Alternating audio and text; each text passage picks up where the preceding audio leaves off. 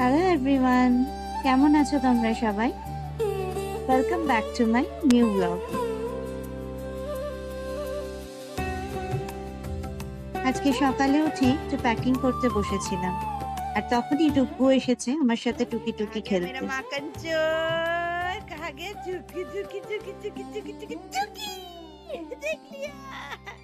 टुकी टुकी टुकी टुकी टुकी टुकी टुकी टुकी मेरा माखन चोर कहाँ गया मेरा माखन चोर टुकी टुकी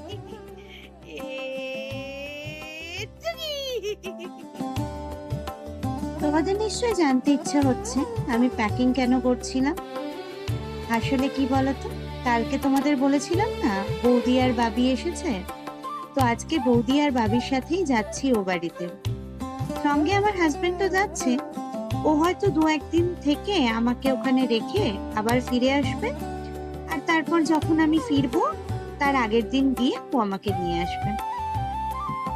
এখন প্রায় সন্ধে 6টা কি 6:30 বাজে। শাশুড়ি মাকে প্রণাম করে এখন আমরা বেরিয়ে পড়ছি। ও বাড়িতে পৌঁছতে পৌঁছতে না প্রায় 2 ঘন্টা লেগে যাবে এখান থেকে।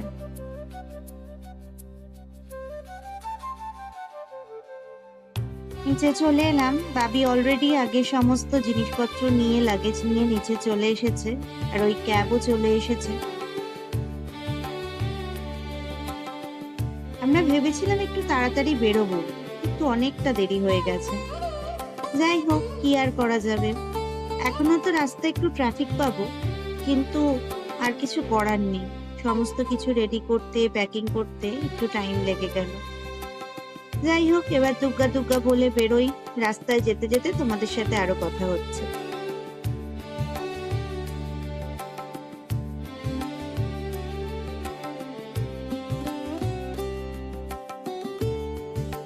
জানো তো, ছেলের মনটা না একটু খারাপ হয়ে গেছে।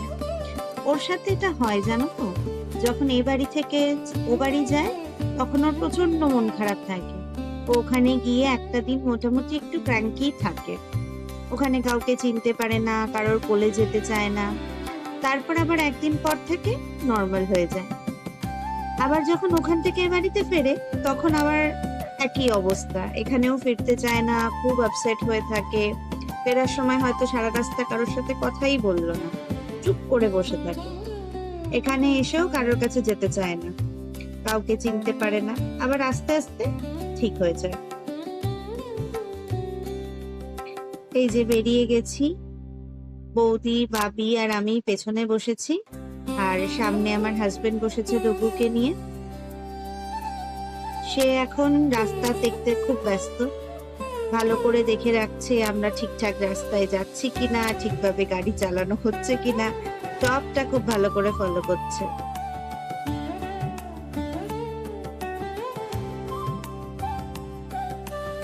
জানো তো, আমরা যখনই ব্রিজটা দিয়ে যাই না আমার খুব ভালো লাগে। জানি না কেন, একটা অন্যরকম ফিলিং হয়।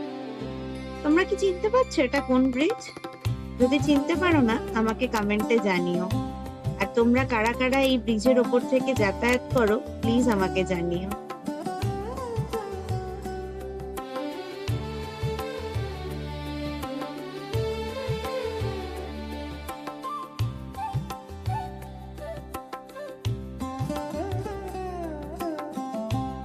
জিনিস খুব অদ্ভুত জানো তো, আজ 3 বছর হয়ে গেছে বিয়ে হয়েছে, এবং তার আগে আমি 6 বছর কলকাতার বাইরে জব করতাম। প্রথমে দিল্লি, তারপরে ব্যাঙ্গালোর। কিন্তু প্রত্যেকবার যখনই বাড়ি যাই না, মায়ের কাছে ফেরার একটা ডিফারেন্ট লেভেলের এক্সাইটমেন্ট হয়। যতই বড় হয়ে যাই না কেন, মায়ের কাছে যাব, মায়ের সাথে থাকবো, সেটার একটা অদ্ভুত ফিলিং। সেটা হয়তো ভাষায় প্রকাশ করতে পারা যায় না, খুব ডিফিকাল্ট ওটা ভাষায় প্রকাশ করা। এটা হয়তো সবার সাথেই হয়, আর এই ফিলিংটা সেই বুঝবে যাকে মায়ের থেকে দূরে থাকতে হয়। রাস্তায় যেতে যেতে মনে হয় কত তাড়াতাড়ি রাস্তাটা শেষ হবে আর আমি বাড়ি পৌঁছবো।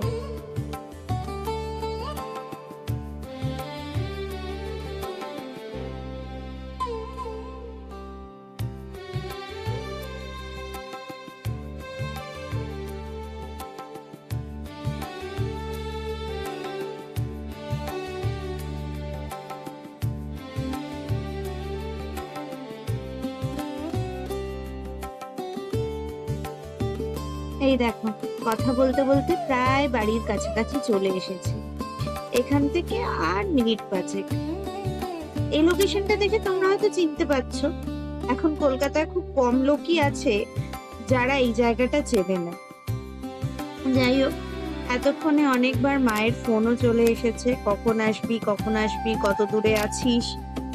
যদিও তার এখন আমার থেকে বেশি অপেক্ষা আমার ডুগুর জন্য। তার নাতি কখন আসবে সেটাই হচ্ছে তার কাছে ইম্পর্টেন্ট এখন।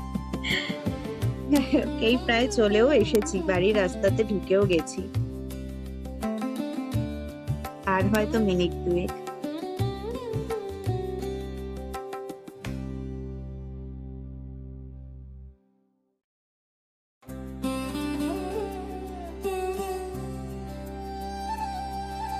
এই যে চলে এসেছি বাড়িতে, আর এসেই সে দিদুনের কাছে চলে গেছে আদর খেতে। জানো তো, যদিও ইনিশিয়ালি ওর বাকিদের চিনতে একটু টাইম লাগে, কিন্তু মাকে ওর চিনতে খুব একটা অসুবিধা হয় না। এখানে এসে মায়ের কাছেই ও সবার আগে যায়। আর এই যে এখানে আমার গোপাল থাকে, ও এখন ঘুমাচ্ছে। পরে যখন উঠবে হয়তো কাল পরশু ওর সাথে তোমাদের দেখা করাবো। রাস্তায় আস্তে আস্তে না খুব খিদে পেয়েছিল, তাই মাসিকে ফোন করে বলেছিলাম একটু খাবার বানিয়ে বা কিনে নিয়ে আসতে। যেহেতু আমি আর আমার হাজবেন্ড দুজনেই চাউমিন খেতে খুব পছন্দ করি, তাই মাসি গিয়ে পাশের দোকান থেকে চাউমিন কিনে এনেছে। এই যে এদিকে বড় মামিও বসে আছে আমরা আসবো বলে। এই যে ভাইও চলে এসেছে। তো সবার সাথে আজকে গল্প করি, খাওয়া দাওয়া করি, পরে আবার দেখা হবে। টাটা।